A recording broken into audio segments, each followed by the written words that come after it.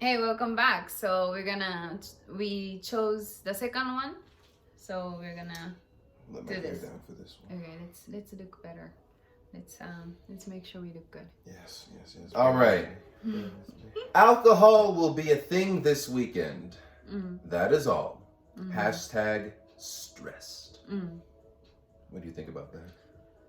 Actually, it's funny that we brought this up now because before we met up today, I actually posted something on Instagram where it says, I cannot say that things will get easier, or I cannot tell you that everything else is okay because we don't know if it's gonna be okay. But what I can tell you is you're gonna get thicker skin, you're gonna get sickening work ethic, your life will be richer. You will get the ultimate gratitude for your life, or actually you will learn how to do that, and you will get ultimate satisfaction and fulfillment in life. And if you want to do that, you gotta get to work. And that's kind of summary of what I said in the post. And that's how I feel about it. I think to me it's the process, right? Like it's like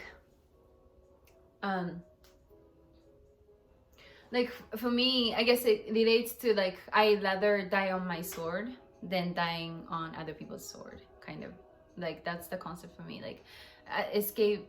How do you say escapism? Escapism. Escape. Yes. Wait. All right. Repeat after me. Yeah. Escapism. Escapism. There you go. Right. Happen because you feel like you're not being in control of your life. You're letting others to decide what you need to do, right? So that's like my thing. I would still rather to fail on my own sword than double failing of following other people and then being wrong and being depressed because you're not following your own path. So that's kind of how I think of it. What do you think of that? Should we wait for the chime to stop? That's a long chime. All right.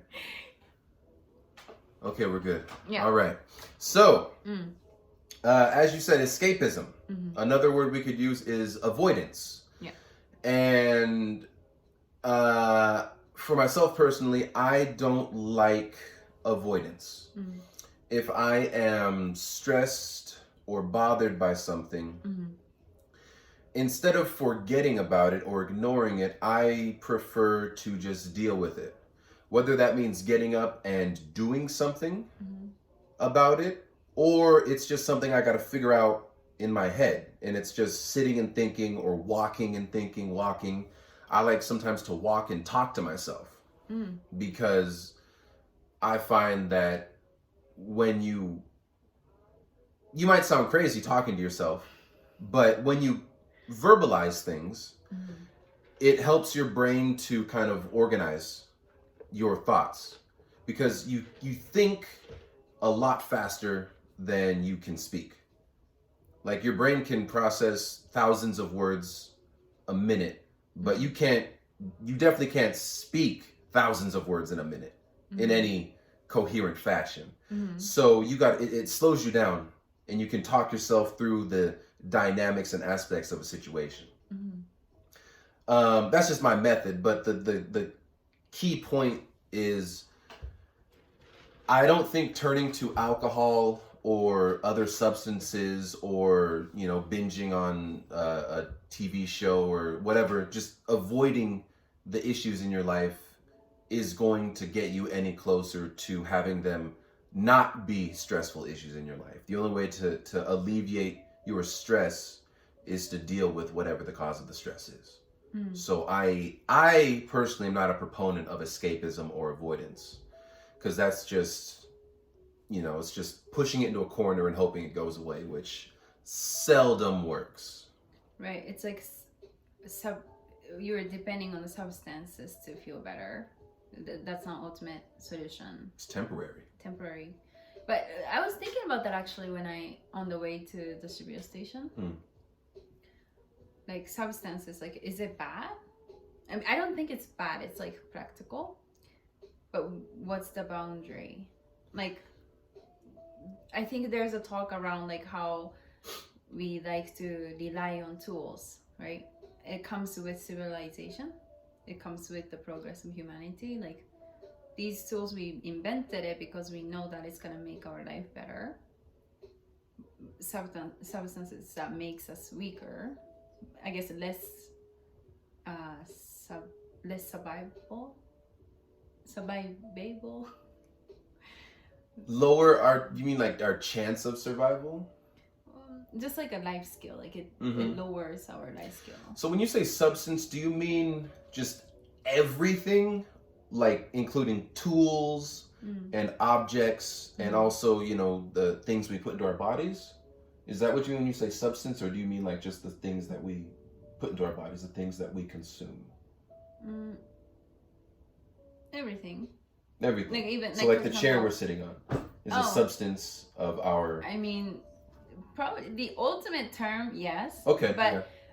What I was questioning earlier was, for example, like, you know, when we were depressed, exactly the topic we were talking about, the fastest solution, the easiest that we tend to rely on is, instead of like facing to the problem, looking internally, searching of ourselves, right? Like really getting to the core of the problem. We much rather take the pill for it. We much rather, right, escapism. Escape. Grab that liquor bottle. Exactly. And try to, we drown your worries is a term. And then, so that could be reflection of weakness, right, of human being. At the same time, like, what's the boundary? Because I understand that those are the tools that specifically was born out of humans' laziness, but at the same time, there's practicality in that. Like Alibaba, the CEO of Alibaba says, Jack Ma says, he wants to hire lazy people because lazy people figures out how to do things better. Like, right? Like, it's like the topic of like working smart versus like working hard, right? Like, what do you think about that?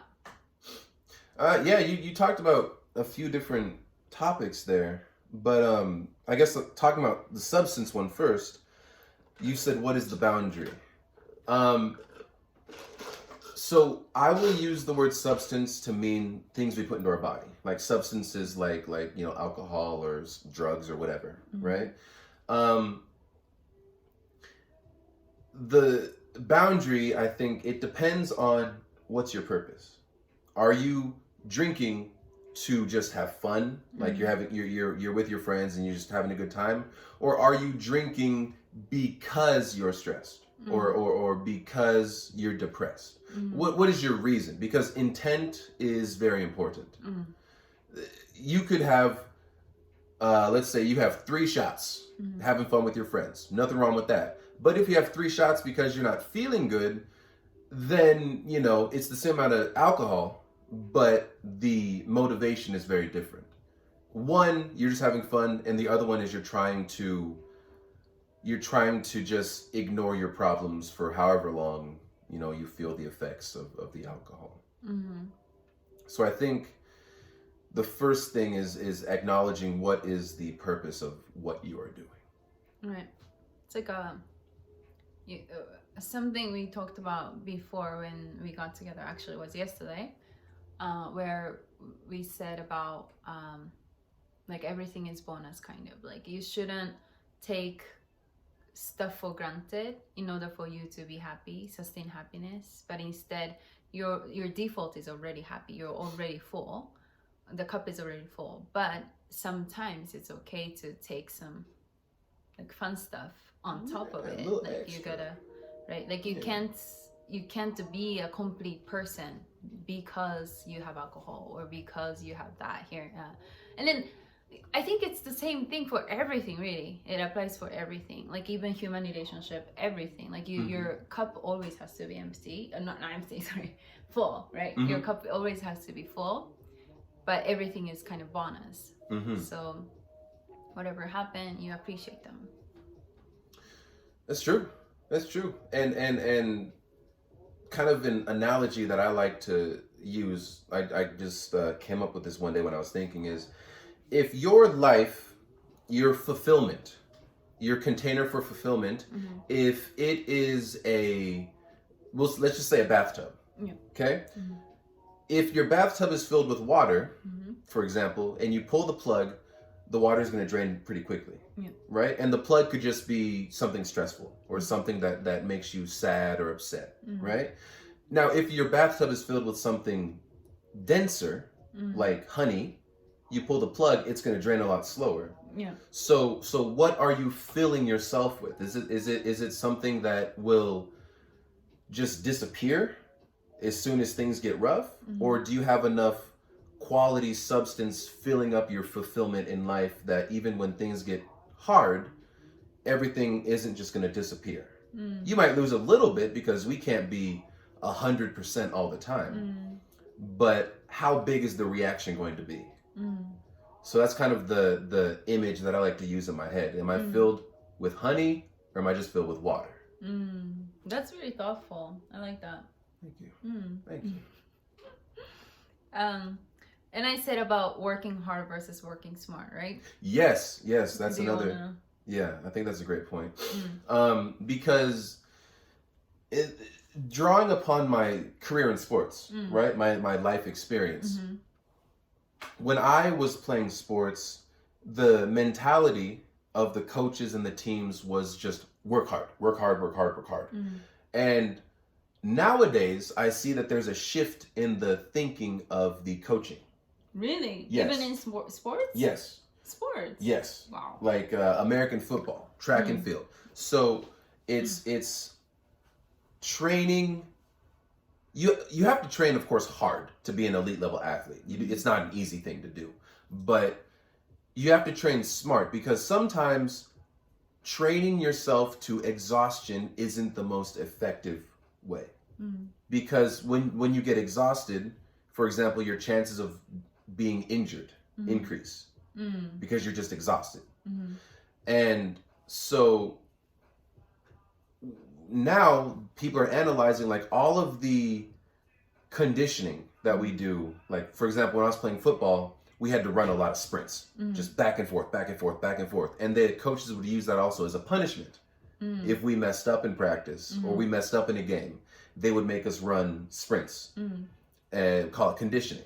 And that was thought that it's going to make us mentally tougher, which it does, but also it's going to improve our physical capabilities in the games, which that's the old thinking. But now they're saying conditioning shouldn't be a punishment. It should be used to accomplish something. So instead of running these sprints as a punishment, let's reduce that and let's focus on game situations. So because in a game we don't just run sprints back and forth. We in football we do a play, the play stops, we reset, we run another play, and that's how it goes. So we have rest time. We're not just like, it's not like soccer where we're just like like that. So when we say training smarter, it's don't just punish by exhausting somebody because that's not going to have any effect on the game. And the whole goal of practice is to improve your game time performance. So there's more focus on training skills and situations and things like that, because when you're exhausted, you physically don't operate as well. So like your brain gets slower, and for example, if you have to catch a ball, your coordination isn't going to be as good just because you're exhausted. So you get exhausted halfway through practice, the rest of your practice is going to suffer when you're training your skills. So now you have to be in a certain condition level, yes, but let's not use conditioning as a punishment because that's not going to accomplish anything. Let's train what's going to actually have an impact in the games. So now it's training smarter, which I know this is getting long, but one more thing I want to say is my father's generation was even worse than mine because my father, he played football too. And in his day when he was playing, the coaches said that if you had to take a water break in practice, that was a sign of weakness. Now we know that if you don't drink water, you might die. You could have heat stroke and you could die. Really? From the actual practice? Yes. Whoa. Especially if you're training, if you're playing in a area that's really hot, you sweat a lot. And as we know today, when you sweat, you need to replace your water and your electrolytes. Right. But back in my father's day, they said, no, you want to be tough. You got to be strong. You don't need water. Okay, well, biology says if we don't have water, we'll die. And, you know, that's happened in American football. Really? University players have died from heat exhaustion or dehydration. So in his day, it was even worse. They were training really hard and not smart. My generation had a little bit of progress. We got water and stuff like that. And now the current generation now is transitioning towards not using exhaustion as punishment, but, you know, focusing on other skills and traits that will improve the player in game time. So it's making progress about, you know, training or working smarter versus harder. Whew! That was long, but I hope it was easy to understand. Yeah, no, I thought it was really amazing example. Like I never knew that about sports, right? So that's very interesting. Yeah. But I like the whole time I was also kind of like trying to generate my other question relating to that, because it was very interesting point. So I remember like we spoke about, so ultimately I believe so much in the power of mind, right? Like, and then that requires mental strength, definitely, right? Yes. And resilience. And I remember we even spoke about it actually the other day when I talked about you know, emotion is the last resort, and then you still kind of have to sustain the practicality along the way. That was a response to one of the quote you shared with me. Do you remember which one it was? Do you remember which one it was? It was about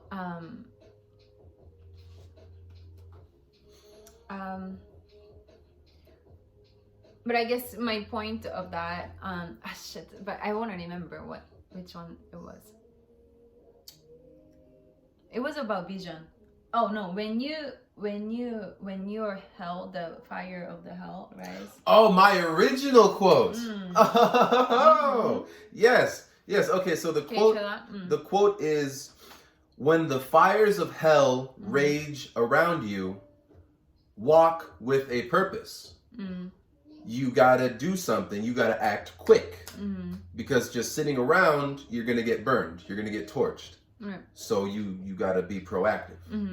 And I guess to the response to that is, I guess when I heard that, I could see myself in the situations where I had to push through myself through the adversities, for example. And then that was the point where we kind of touched slightly on the topic of working smart versus working hard, right? Like, I guess in a sense. And then I think it kind of circled back to it, because like I'm a very contradictory person. Like I believe in the balance, or I believe in the two very different beliefs, and I still like believe in both, right? Like there's no definitive black and white answer. For me, it's always about a little bit of white, little bit of black, and then you can always like use different approach depending on your context, and as long as it benefits you, basically, right? And then so that's why like sometimes I get a little bit confused about like I wouldn't say confused, but I guess that's why I as much as I pull from the direction of mindset is everything, the power of mind is so super strong, and in the same time I also pull from the direction of like, you know, practice matter or practicality matters, right? Do you have any opinion around that? But sorry, I want to share one more thing. I think overall, I think I'm like in life, right? Like in life scale, I'm a lot more toward this this side, I guess, emotional side, toward like a mindset side, where in the end of the day, I think this was something I shared also another day. In the end of the day, my view of the world, I'm a very like artsy person. I think left is logical, right? And right is artsy, I think. Maybe. I think so. So I'm very right brain person, I guess. I resonate with my right side of the brain more. And basically, I believe that the art is ultimately the world, the foundation of the world, the humanity lives on. And then, so I would kind of like associate the word humanity with art. And then science is a language of art. So science is the techniques, tools, practicality that we gain that allow us to be more creative and then create the world that we want to artistically. And that's the way I see it. That's why, speaking of art, I think the power of mind, challenging our limit, like challenging how far we human species think we are capable, is a lot more exciting story for me. And then draw a story where it definitely encourages me more to, you know, really live the life, like try out the life the hardest I can. Solid. Good. Okay. It's very solid. Do you have any addition to this? Whew. I think we covered everything. Yeah, I think we don't want it to be too long, and we'll just start repeating ourselves. That's true. Yeah. So I think that was enough time, and it was interesting. Yeah. Well, thank you very much for coming to the show today. Thank you very much for having me. We're very happy that you came. Thank you. Yeah. Thank you. Okay, well, that's it, guys. Thank you so much for watching, and I'll see you guys next time.